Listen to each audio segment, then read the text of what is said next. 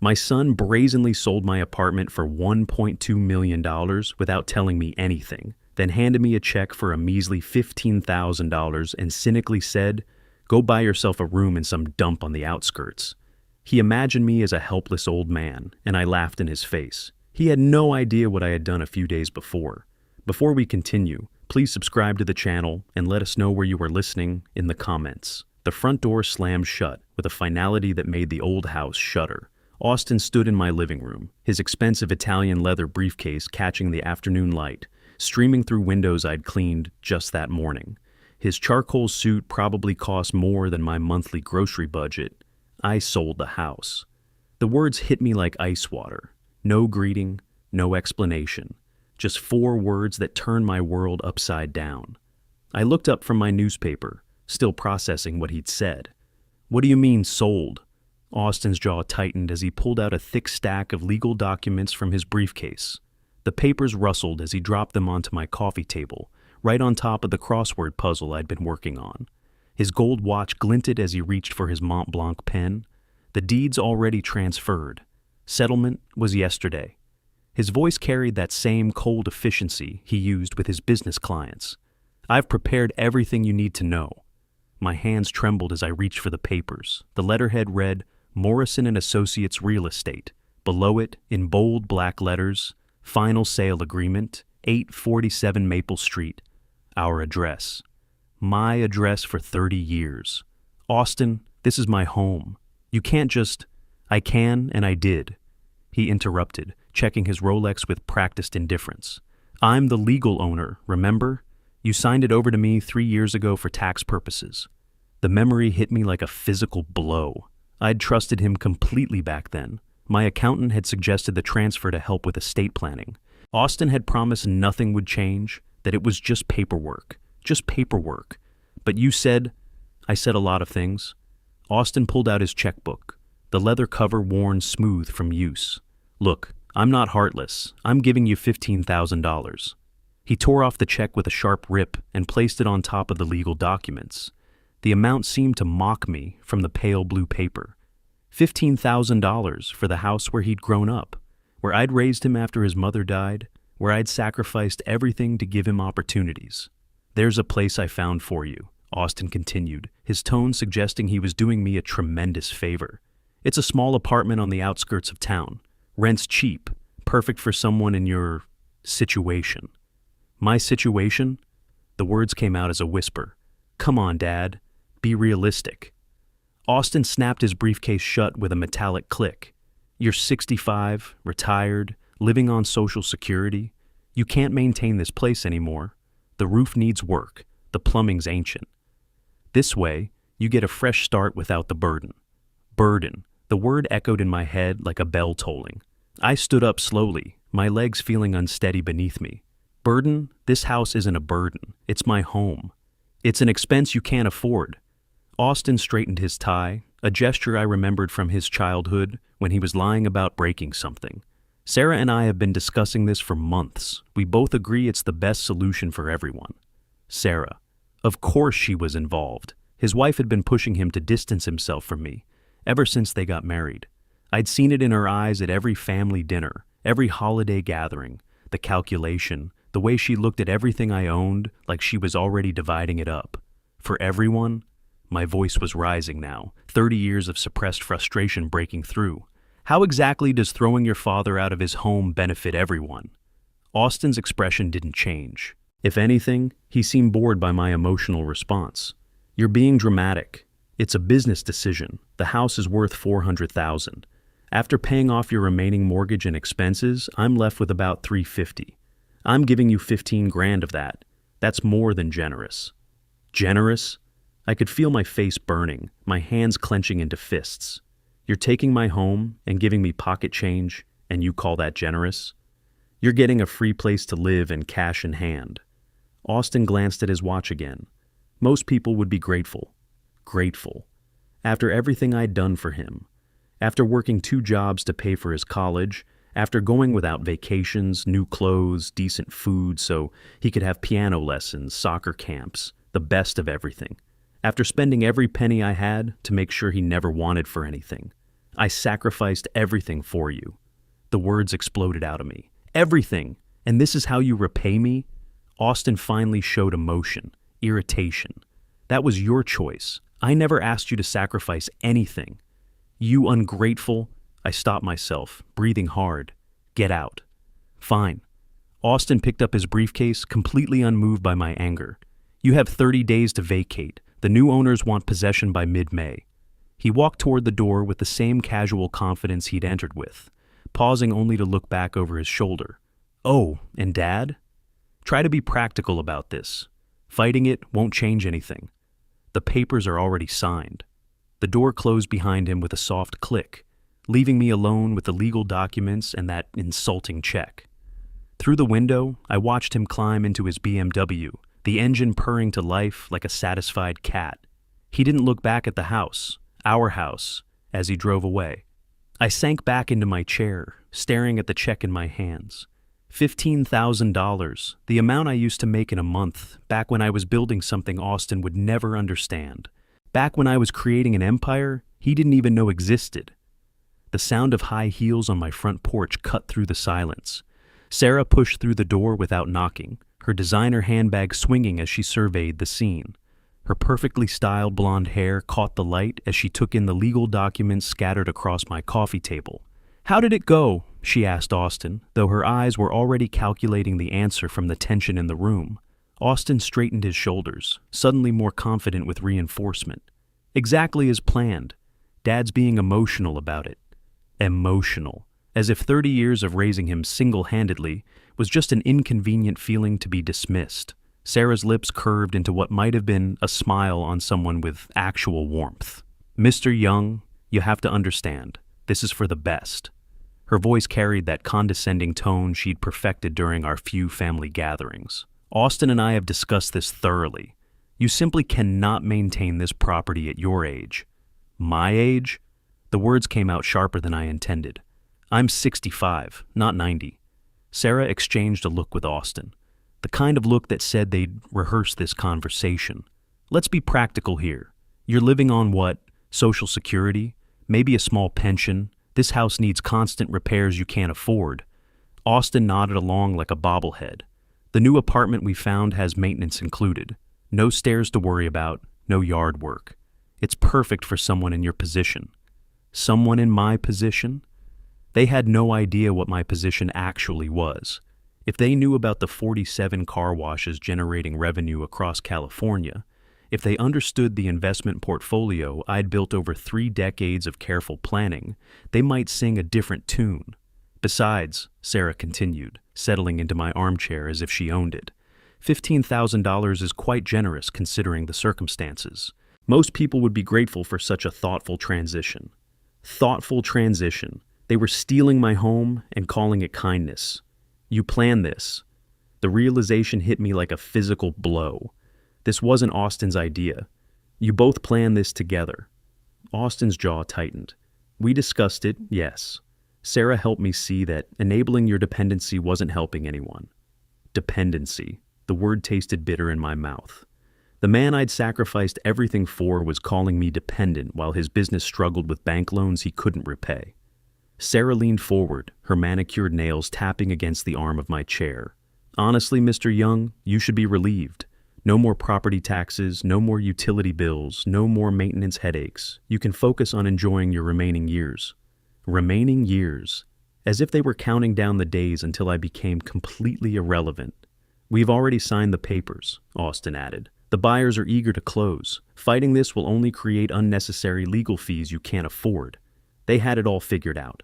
Every angle covered, every protest anticipated. They'd reduce me to a problem to be solved, an obstacle to be managed. "Look at it this way." Sarah's voice took on that fake sweetness she used when talking to children or people she considered simple. "You raised Austin to be successful and independent.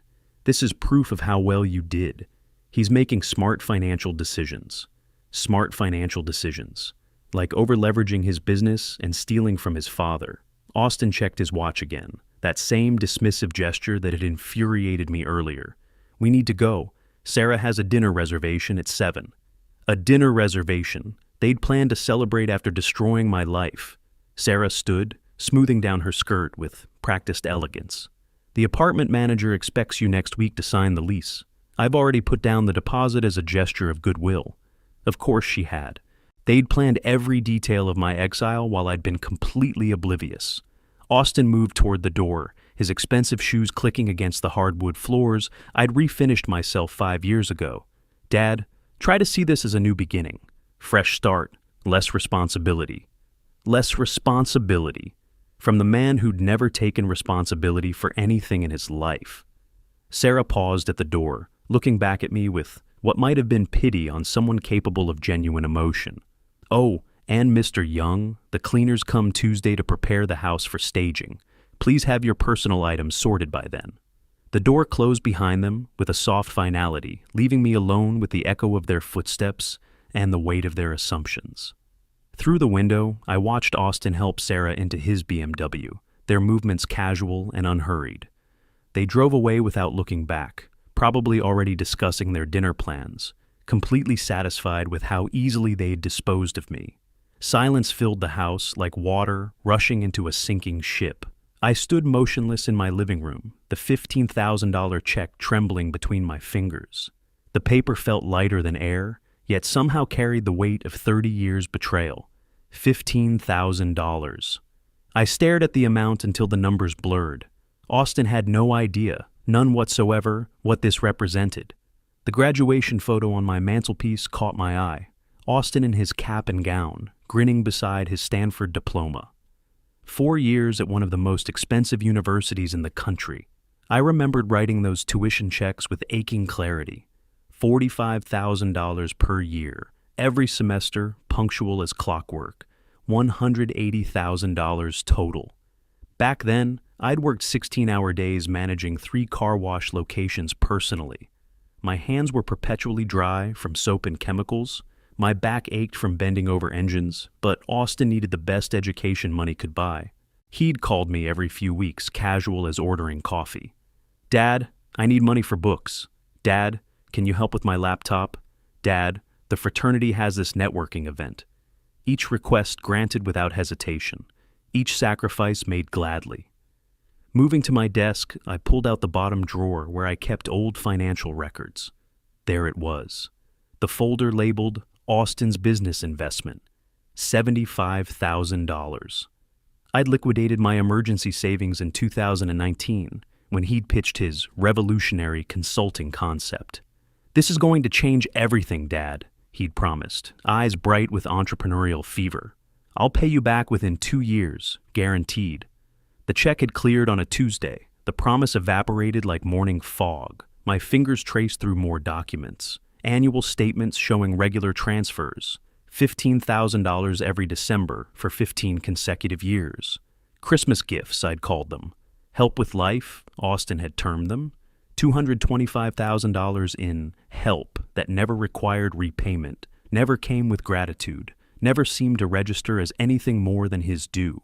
He'd accepted each transfer with the casual entitlement of someone collecting their salary. "Thanks, Dad. This really helps with the mortgage." Never acknowledging the strain it put on my budget, never wondering how a supposedly poor retiree managed such generosity year after year. The irony burned in my throat. Austin was offering me back 1 year's worth of what I'd given him freely for over a decade. Wandering back to the living room, I calculated the housing costs. Austin had lived in this house rent-free until age 35, market rate for this neighborhood, $32,100 per month. 12 years of free housing, $460,800, add utilities, maintenance, food, car insurance I'd paid until he turned 30. The numbers kept climbing in my head like a slot machine jackpot in reverse. College tuition, $180,000. Our business investment, $75,000. Annual gifts, $225,000. Free housing and expenses, roughly $500,000. Conservative estimate. I'd invested nearly $1 million in Austin's life and future. His gratitude, stealing my home and offering me pocket change for my exile. I crushed the check in my fist, then smoothed it out again on the coffee table. The paper crinkled like dried leaves, the ink smearing slightly from my sweaty palm. For 3 decades, I'd treated Austin like the son every father dreams of raising. I'd given him opportunities, education, financial security, unconditional support. He'd repaid me by treating me like an inconvenient expense to be eliminated. The house felt different now, smaller, emptier, already belonging to strangers. Every piece of furniture held memories of sacrifice. The second-hand couch I'd bought because Austin needed college money. The old television I'd kept for years because his tuition took priority. The worn carpet I'd never replaced because his business needed funding. Standing up, I walked to the window where I'd watched their BMW disappear. They were probably at some expensive restaurant right now, celebrating their clever solution to the Roger problem. Sarah was likely congratulating Austin on his business acumen, while they toasted with wine that cost more than my weekly grocery budget. They had no idea what they'd just awakened. 3 decades of building something they couldn't comprehend. 3 decades of strategic patience they'd never suspected. 3 decades of careful planning they'd never bothered to investigate. Austin thought he was discarding a helpless old man. Sarah believed she was disposing of an inconvenient burden. Neither of them realized they'd just declared war on someone who'd been quietly building an empire while they slept. Walking toward my home office, I felt something shift inside me. Not just anger anymore, but something colder, more calculating. They thought they'd caught me completely off guard. They had no idea I'd been expecting this betrayal for exactly 1 week. April 8th. The memory surfaced with crystal clarity. I'd been in my kitchen making dinner when Austin's voice drifted through the thin walls. He was on the living room couch, phone pressed to his ear, speaking in that conspiratorial whisper people use when they think they're alone. "No, Sarah, he won't see it coming." Austin's voice carried a smugness that made my stomach turn. The old man's completely clueless about his own situation. I'd frozen mid-chop, the onion forgotten on my cutting board. Getting rid of him is the smart move, Austin continued. We take the house, set him up somewhere cheap, and finally stop this ridiculous burden. Dad's becoming dead weight. Dead weight. My own son, discussing my disposal like a piece of unwanted furniture. Trust me, he'll be grateful in the end. We frame it as helping him simplify his life. Austin's laugh was cold, calculating. 15 grand should keep him quiet. That's more money than he's probably seen in years. The knife had trembled in my hand as Sarah's voice crackled through the speaker, though I couldn't make out her words. Exactly. Once we get power of attorney, we can clean up all his messy finances. Who knows what other debts he's hiding? Austin's voice grew more animated. The house sale closes next week. We'll present it as a done deal, give him the token payment, and move him out before he can cause problems. That night, I'd barely slept. But by morning, I knew exactly what I had to do. April 10th. James Chen's law office smelled like leather and old books, exactly the kind of place where serious business got handled quietly. I'd called him first thing that morning, and he'd squeeze me in between other appointments. "Roger, you sounded upset on the phone." James leaned forward across his mahogany desk, his expression concerned. "What's going on?" "I need to protect my assets from family interference." The words came out steadier than I felt. "Someone close to me is planning to take advantage of what they think is my financial vulnerability." James raised an eyebrow, but didn't ask for specifics. That's why I'd trusted him for 15 years. "What kind of protection are you thinking?" "Complete separation. I want my business holdings legally shielded from any claims, inheritance disputes, or power of attorney attempts." I pulled out the folder I'd prepared. Everything needs to be bulletproof. For 2 hours, we'd worked through documentation, asset protection trusts, business ownership verification, clear legal barriers preventing family members from accessing or claiming any part of my holdings. James had been thorough, professional, and discreet. "This creates an impenetrable wall around your primary assets," he'd explained, sliding the final documents across his desk.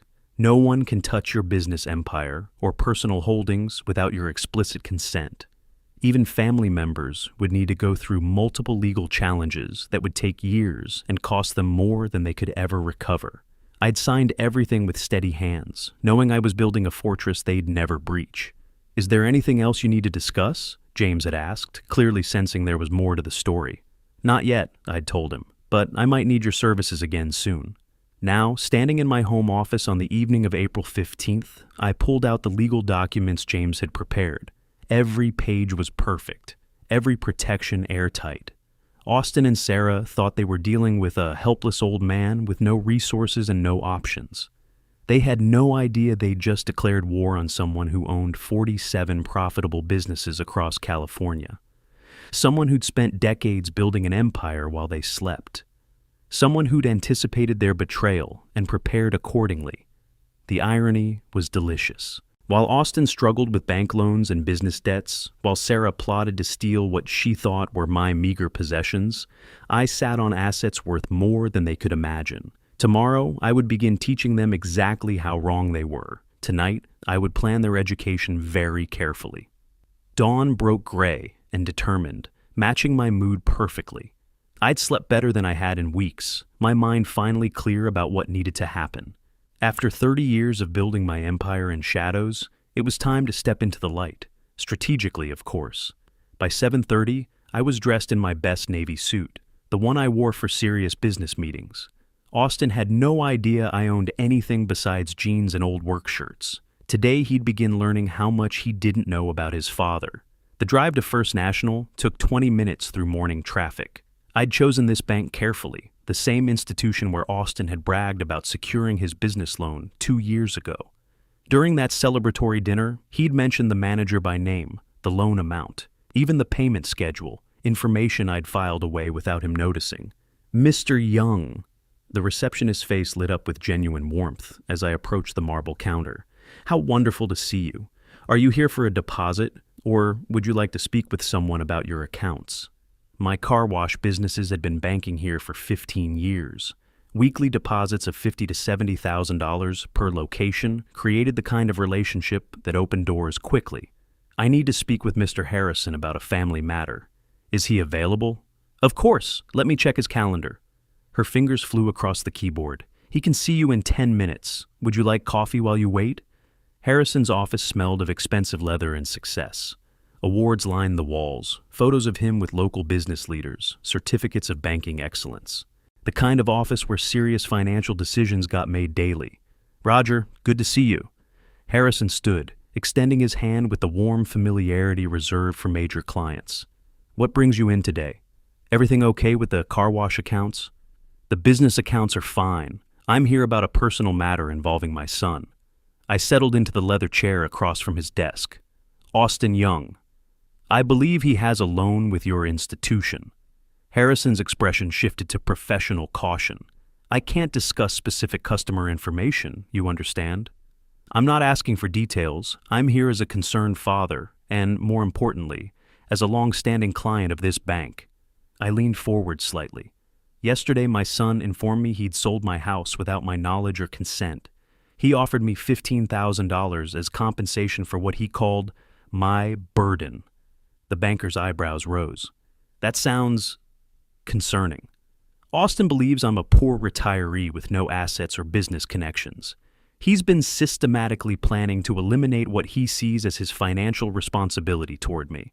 I kept my voice steady, professional. I'm worried about what this behavior says regarding his character and business judgment. Harrison pulled up something on his computer screen, his expression growing more serious. Character is certainly a factor we consider in our ongoing lending relationships. I've been banking here for 15 years, maintaining substantial business accounts, building relationships based on trust and mutual respect. I gestured toward the window overlooking the business district. My son, however, appears to view family obligations as inconvenient expenses to be eliminated through deception. These are serious concerns, Roger. Harrison's fingers drummed against his desk, particularly given some recent irregularities in the account you mentioned. I felt a surge of satisfaction. Austin's financial troubles were worse than I'd suspected. What would you recommend from a business perspective? I asked. If someone showed such disregard for family obligations, such willingness to deceive and manipulate, how might that reflect on their business dealings? Harrison was quiet for a long moment, studying his computer screen. Well, character assessments are part of our risk management protocols. When borrowers demonstrate patterns of deceptive behavior or financial irresponsibility, I understand completely. I stood up, straightening my tie. I simply wanted to share my concerns as both a father and a valued client. Whatever decisions you make regarding your lending policies are entirely your professional judgment. I appreciate you bringing this to my attention, Roger. Harrison stood as well, his expression thoughtful. Would you mind if I asked a few follow-up questions about your son's recent behavior patterns? For the next 20 minutes, I provided a calm, factual account of Austin's actions. No emotional manipulation, no dramatic appeals, just a strategic professional conversation between two businessmen discussing risk assessment. Thank you for this information, Harrison said finally. I'll need to review our lending policies regarding this account. Standard procedure, you understand. Of course, I trust your professional judgment completely. As I shook his hand goodbye, I could see the wheels turning behind his eyes. Austin's loan would be getting very close scrutiny very soon. Walking back to my car, I felt the first genuine satisfaction I'd experienced in days. Austin thought he was dealing with a helpless old man. Instead, he'd just declared war on someone who understood exactly how to use legitimate business relationships to achieve justice. By tomorrow, he'd receive his first lesson in the difference between the two. 3 days of careful gardening and household maintenance had filled my time nicely while I waited for the inevitable. When Austin's Honda pulled into my driveway on Friday afternoon, I watched from my kitchen window with the satisfaction of a chess player seeing his opponent make the predicted move. This time, he knocked. "Dad?" His voice carried none of the arrogance from our last encounter. Can we talk?" I opened the door to find a different man than the one who delivered my eviction notice. Austin's usually perfect hair was disheveled, his expensive shirt wrinkled, dark circles shadowed his eyes.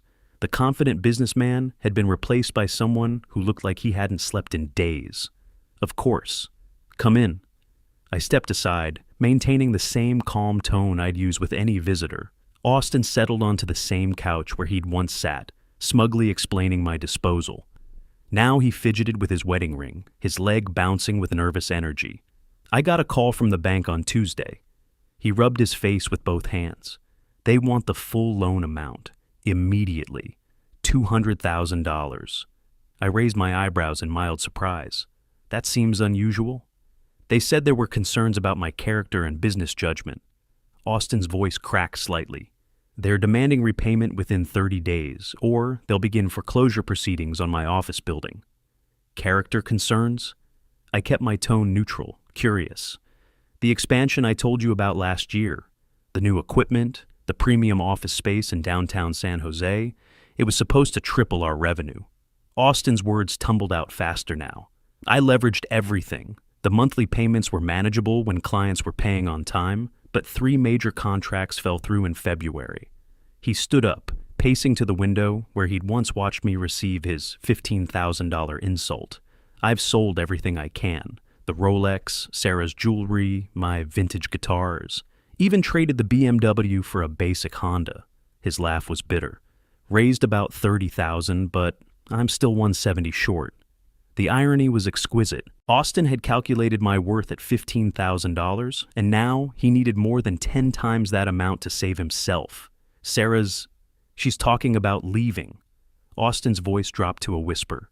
She said she didn't sign up to be married to a failure who can't even keep a roof over their heads. She gave me until the end of the month to fix this, or she's filing for divorce. I watched him crumble, this man who'd called me a burden just days ago.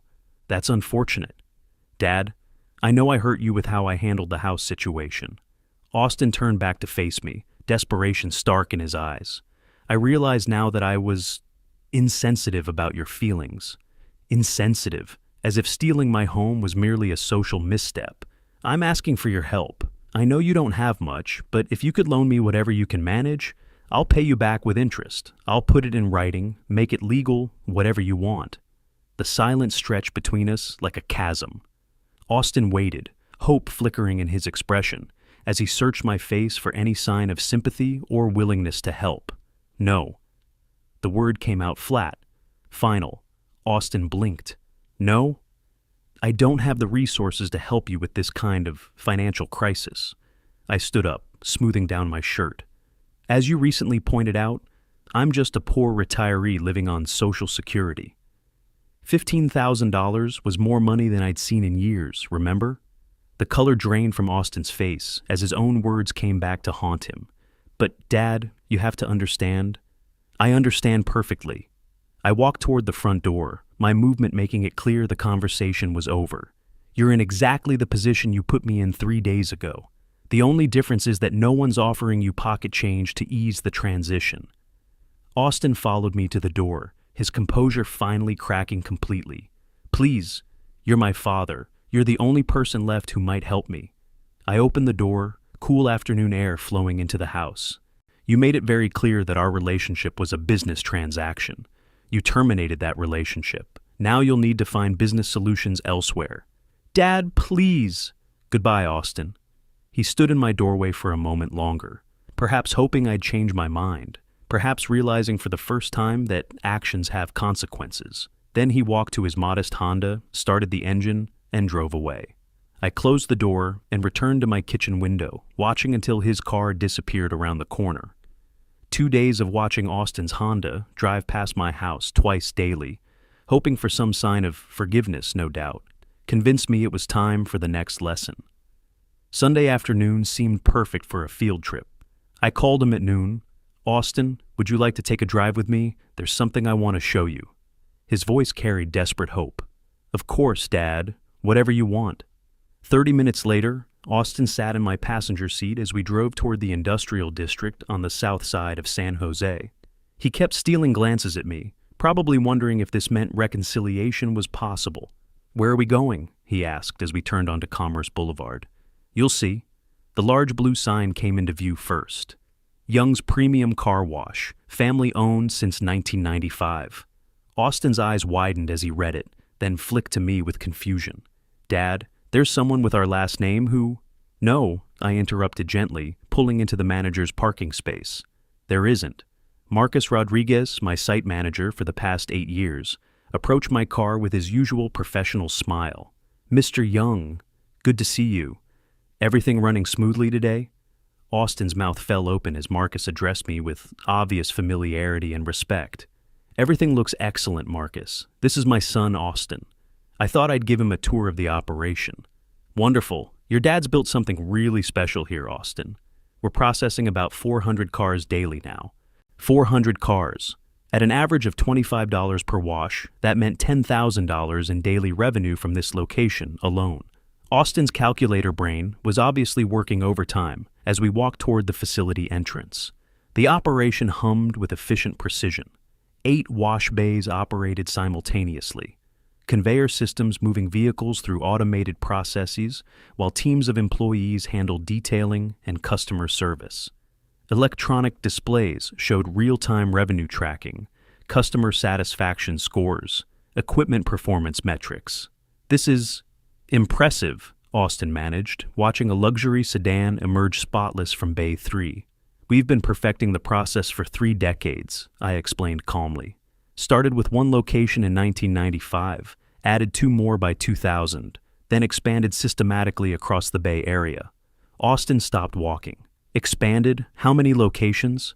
I pulled out my phone, opening the business management app that tracked all 47 sites in real time. Revenue numbers, customer counts, operational status, everything displayed in neat columns of data.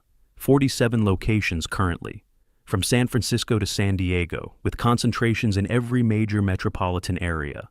I handed him the phone. Each one generates between $7,000 and $12,000 daily, depending on location and season. Austin stared at the screen, his face pale as he scrolled through the financial summary. Daily network revenue, $423,000. Monthly totals in the millions. Annual gross revenue approaching $50 million. You own all of these? His voice was barely a whisper. Built them one at a time over 30 years. Never took investors, never borrowed beyond initial equipment, financing that was paid off within 18 months per location. I retrieved my phone, closing the app with the same casual motion I'd used to check the weather. "But how? I mean, you always seemed—" Austin's words trailed off as the magnitude hit him. "Seemed what? Poor? Struggling?" I gestured toward the bustling operation around us. I dressed simply, drove modest cars, lived in the same house for decades. None of that prevented me from building this. Austin leaned against a concrete pillar, looking like he might be sick. When I asked you for help with the 200,000, you could have written that check without thinking about it. Without thinking about it, I confirmed. I could have written 10 such checks, 20 if necessary. The silence stretched between us as Austin processed what he'd discovered. His father, the man he'd dismissed as a burden, the poor retiree he'd planned to warehouse in budget housing, owned a business empire worth tens of millions of dollars. "Why didn't you tell me?" he whispered. "Why would I asked simply. "You never asked about my work, never showed interest in my life beyond what I could provide for yours. You assumed poverty based on my appearance and used that assumption to justify treating me as an inconvenience." Austin's legs seemed to give out. He slid down the pillar until he was sitting on the concrete, head in his hands. "I need to get home," he said finally. "I need to think." "Of course." I started walking toward the car. "Marcus, we'll be leaving now. Keep up the excellent work." "Always a pleasure, Mr. Young." "Austin, nice meeting you." Austin followed me to the car like a sleepwalker, barely responding to Marcus's farewell. During the drive home, he stared out the window in complete silence, occasionally shaking his head as if trying to wake up from a dream. When I dropped him off at his house, he paused with his hand on the door handle. "Dad, There's nothing to say right now," I interrupted. "Go home to Sarah. Explain to her what you've learned today, then decide what you want to do with this information." Tuesday morning brought Austin back to my door, but this time he carried himself differently. Gone was the desperate supplicant from last week. In his place stood a man who believed he'd found a new angle. "Dad, I've been thinking about our conversation," he began, settling into my living room with renewed confidence. "I approached this all wrong before. I was asking for charity when I should have been proposing a business relationship." I poured myself coffee and listened with apparent interest. "You've built something incredible over 30 years. I respect that now." Austin leaned forward, his entrepreneur's enthusiasm returning. "What I need isn't a handout. It's an introduction to your network, business relationships, strategic partnerships." "You want me to make introductions?" "Exactly. You know successful people, investors, business leaders. If you could arrange a few meetings, I could present my expansion plans properly. My company has solid fundamentals. I just need the right capital partner." The request was reasonable, logical, and exactly what I'd anticipated. I suppose I could arrange something. Let me make a few calls.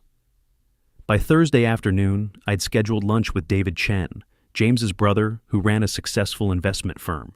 Austin dressed carefully for the meeting, carrying a polished presentation folder and exuding the confidence of someone who believed his luck was finally changing.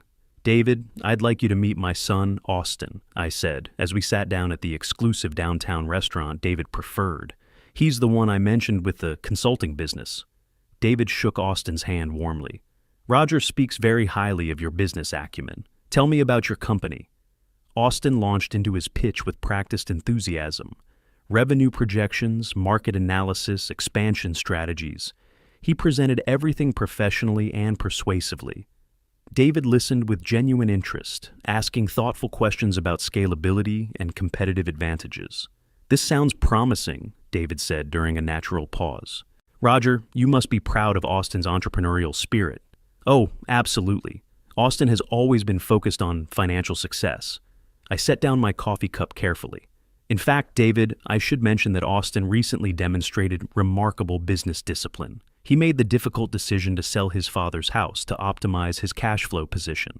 Austin's face went pale, but I continued in the same conversational tone.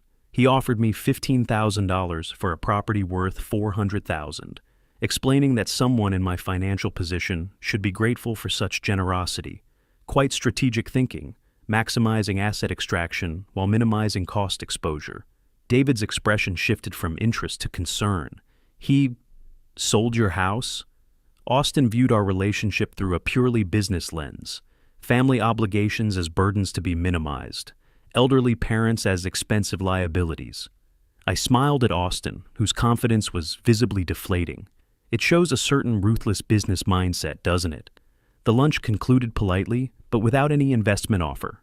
David cited alignment concerns and cultural fit issues before making his excuses to leave early. Friday brought a similar meeting with Patricia Williams, who owned a chain of tech incubators. Again, Austin pitched professionally. Again, I waited for the right moment to share context about his character. Austin certainly understands cost-benefit analysis, I told Patricia during dessert. He calculated that caring for an aging father was financially inefficient, so he developed a solution to eliminate that expense entirely. Eliminate? Patricia's eyebrows rose.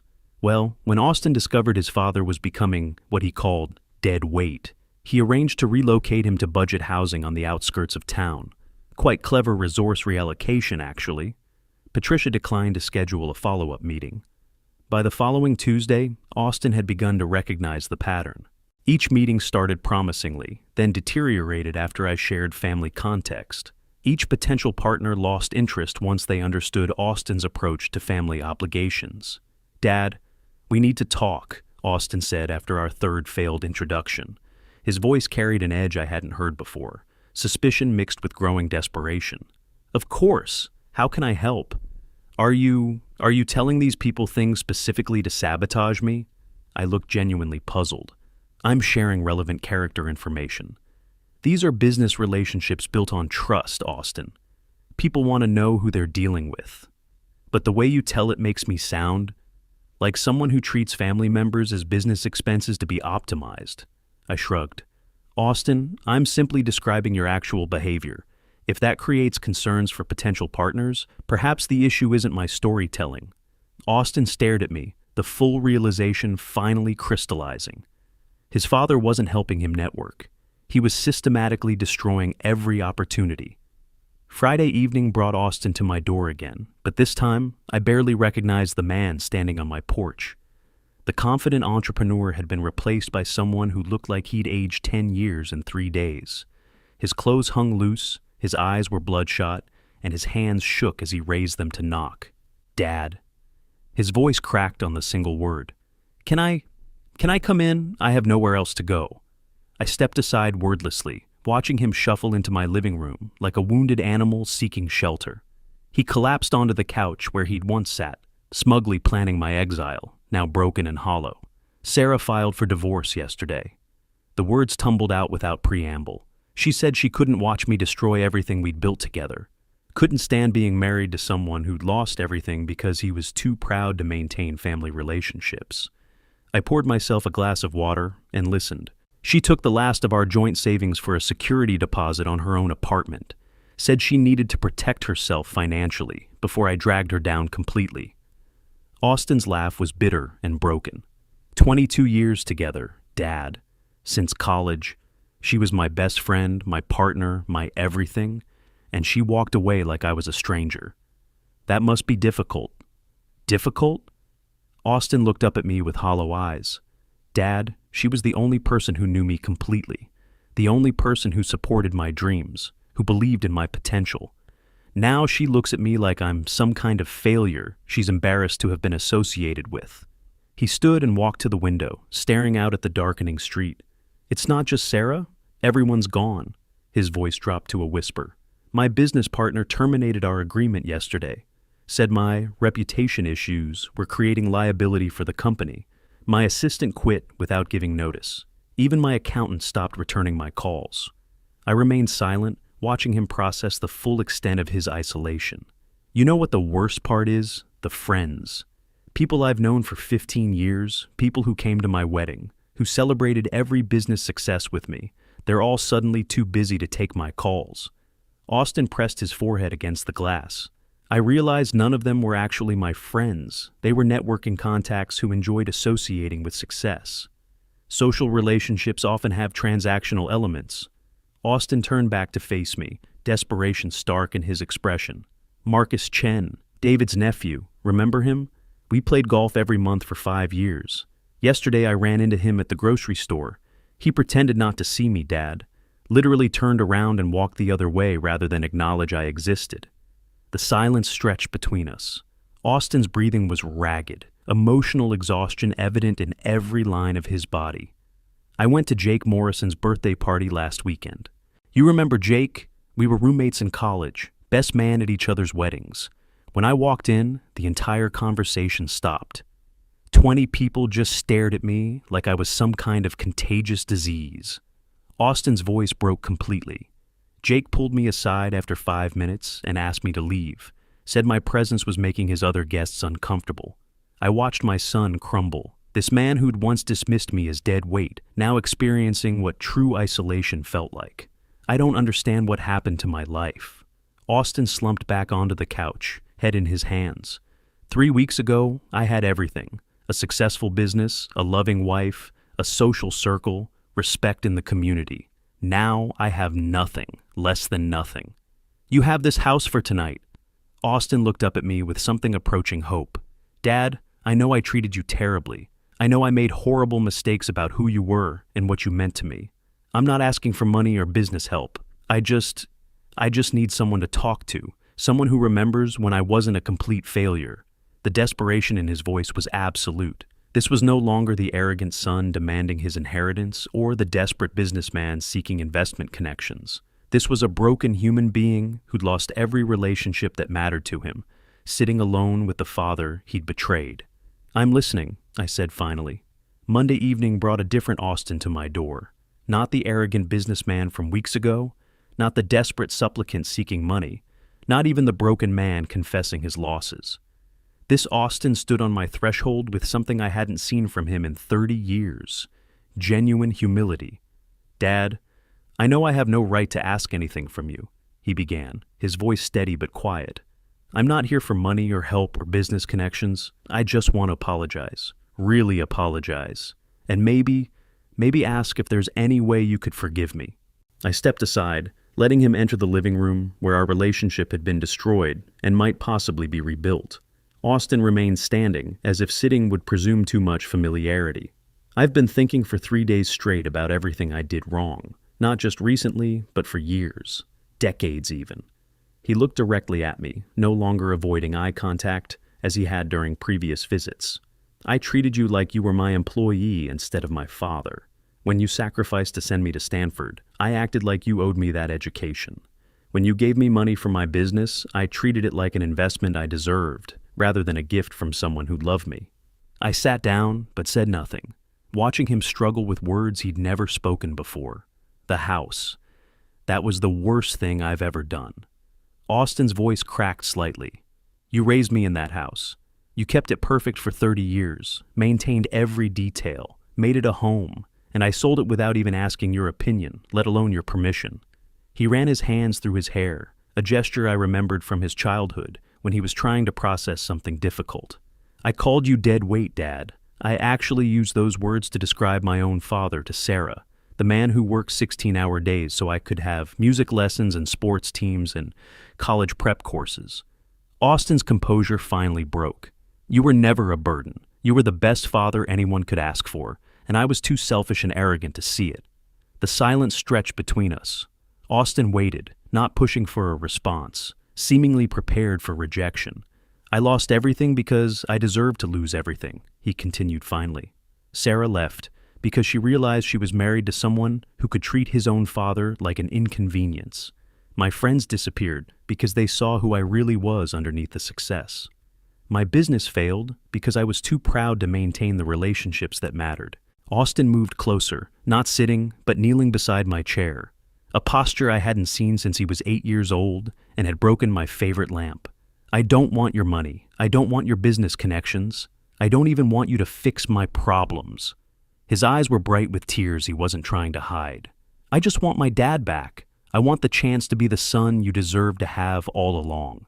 He reached into his pocket and pulled out something I recognized, the $15,000 check he'd given me, now wrinkled and worn. I kept this as a reminder of the worst moment of my life, not losing Sarah or the business or the friends. This moment when I tried to buy off my father's love with pocket change. Austin placed the check on the coffee table between us. I understand now that no amount of money could repay what I owe you, not for the sacrifices, not for the love, and definitely not for the pain I caused. I looked at the check, then at my son kneeling beside my chair like a penitent seeking absolution. I know I have to earn your forgiveness, Austin whispered. I know it might take years, or maybe it's impossible. But if you'll let me try, I'll spend the rest of my life proving that I understand what family really means. The room was quiet, except for the ticking of the antique clock Austin had always complained was too loud. Now he waited in that silence, not demanding an answer, not pushing for immediate reconciliation, just hoping for the possibility of redemption. I studied his face, looking for any sign of manipulation or self-serving motivation. All I saw was a broken man who'd finally learned the difference between success and worth, between taking and giving, between entitlement and gratitude. Wednesday morning, I made my decision. After studying Austin's face for 2 full days, watching him return each evening just to sit quietly in my living room without asking for anything, I concluded his transformation might be genuine. "I'm going to offer you something," I said over coffee. "Not charity, not a handout. An opportunity to prove you've actually changed." Austin looked up from his untouched breakfast, hope flickering cautiously in his eyes. "I need someone at the Sunnyvale location for basic maintenance and cleaning. $6 above minimum wage, full 8-hour days. You'll be working under Marcus, taking instructions from employees who know the business better than you do." "I'll take it." The response was immediate, without negotiation or questions about the work details. 1-week trial.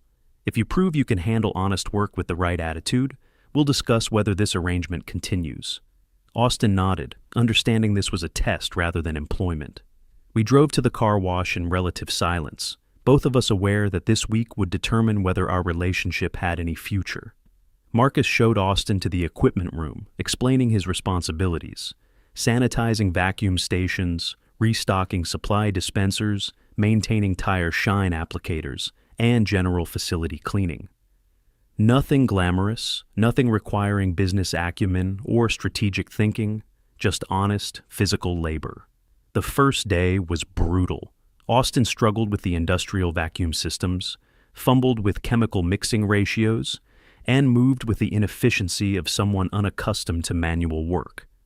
By lunch, his designer polo shirt was soaked with sweat and spotted with cleaning solution stains. "Your hands are soft," observed Maria, one of our detail specialists, during the afternoon break. "You've never done this kind of work before."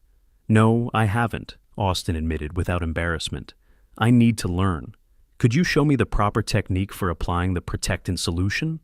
Maria's eyebrows rose at his respectful request for instruction from someone he would have previously dismissed as staff. She spent 20 minutes demonstrating proper application methods while Austin listened attentively and practiced until he got it right. Thursday brought improvement. Austin arrived 15 minutes early, wearing work clothes he'd purchased the previous evening. His movements were more efficient, his technique cleaner. When a customer complained about water spots on their luxury sedan, Austin apologized professionally and personally redetailed the affected areas without being asked. "That was well handled," I mentioned during our brief encounter at the office computer. "The customer deserved better service than they received," Austin replied simply. "It was my responsibility to fix it." Friday afternoon, the regional manager from our corporate accounts made an unexpected visit. Austin was cleaning windows when the manager approached him with questions about our service capabilities for fleet vehicles. Instead of deferring to management or pretending knowledge he didn't possess, Austin politely explained his role and located Marcus to provide proper information. He remained helpful without overstepping boundaries or trying to impress with connections to ownership. "New employee seems solid," the manager mentioned to Marcus later. "Professional attitude, knows his place, handles customers well." Marcus agreed. "He works hard, doesn't complain, takes instruction without attitude problems. Good addition to the team." Saturday brought our busiest day, with 3 separate wedding parties scheduling premium detail services. Austin volunteered for overtime hours, working alongside teams to ensure every vehicle met our standards. He spent extra time on tire detailing, interior conditioning, and final quality inspections. "You're getting the hang of this," said Carlos, our lead detailer, as they finished the last car. "Your dad taught us all to take pride in the work. Looks like you're learning that too." Austin paused, towel in hand, processing the comment. "He's a good teacher. I just wasn't ready to learn before." By week's end, Austin had transformed from struggling amateur to competent team member. His hands were calloused, his movements efficient, his attitude consistently professional. More importantly, He displayed genuine respect for the work and the people who did it daily. Friday evening, as we cleaned up after the last customer, Austin approached me with something I hadn't seen in years. Quiet pride in accomplishment earned through effort. "Thank you for this week," he said simply. "I learned more than just car care techniques.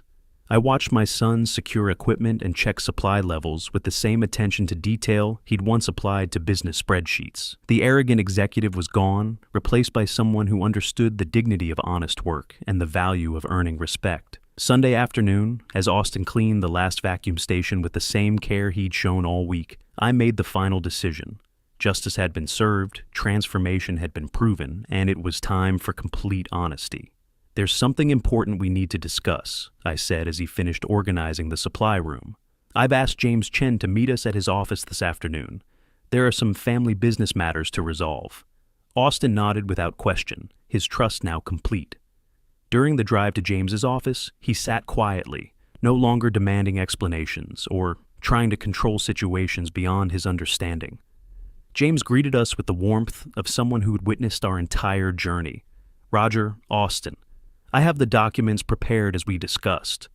"Before we address legal matters," I said, settling into the familiar leather chair across from James's desk, "Austin needs to understand the complete truth about everything that's happened." Austin's expression grew attentive, but unworried. The week of honest work had given him confidence that whatever came next, he could handle it. "The bank pressure on your loan wasn't coincidental," I began. "I initiated that review through my relationship with Harrison. When you sold my house and called me dead weight, I decided you needed to learn some difficult lessons about character and consequences." Austin's eyes widened, but he remained silent, processing this revelation. "Every business meeting I arranged was designed to fail. I shared your family behavior with potential investors, specifically to destroy your networking opportunities. The social isolation you experienced was the natural result of people understanding who you really were. You orchestrated everything?" Austin's voice carried wonder rather than anger.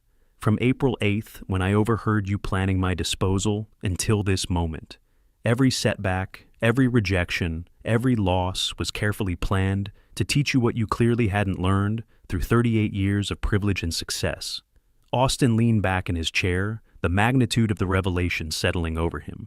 "The systematic sabotage, the perfect timing of each disaster. You planned my complete destruction." "I planned your education," I corrected. "The man who walked into my house 3 weeks ago was selfish, entitled, and cruel. The man sitting here today understands the value of honest work, the importance of family, and the difference between success and character." James watched our exchange with professional discretion, having prepared for this moment through multiple conversations about family reconciliation and business planning. "I needed to lose everything," Austin said slowly, understanding dawning in his expression. "The business, Sarah, the friends, the social status. None of it was real. It was all built on money and connections rather than character." "Exactly. And now that you understand the difference, we can discuss your actual inheritance." James pushed a folder across his desk.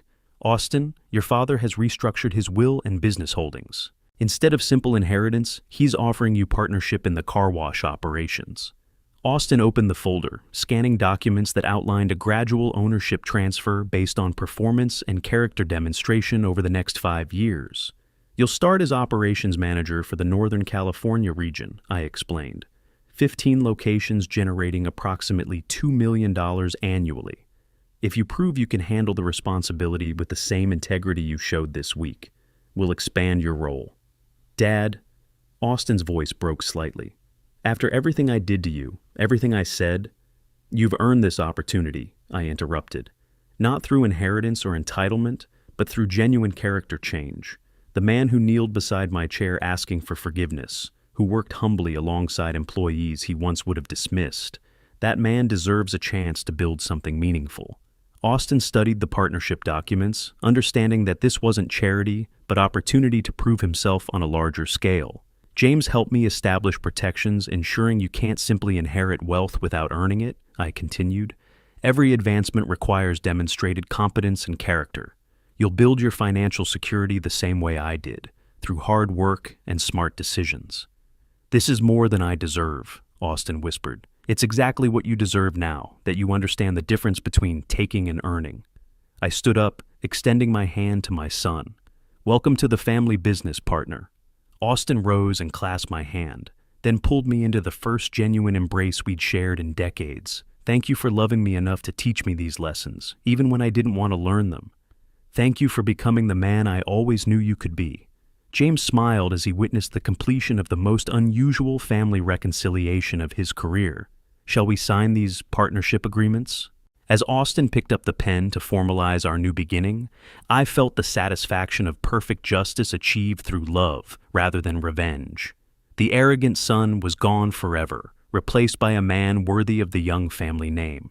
If you like this story, please like this video, subscribe to the channel, and share your impressions of this story in the comments. To listen to the next story, click on the box on the left. Thank you for watching.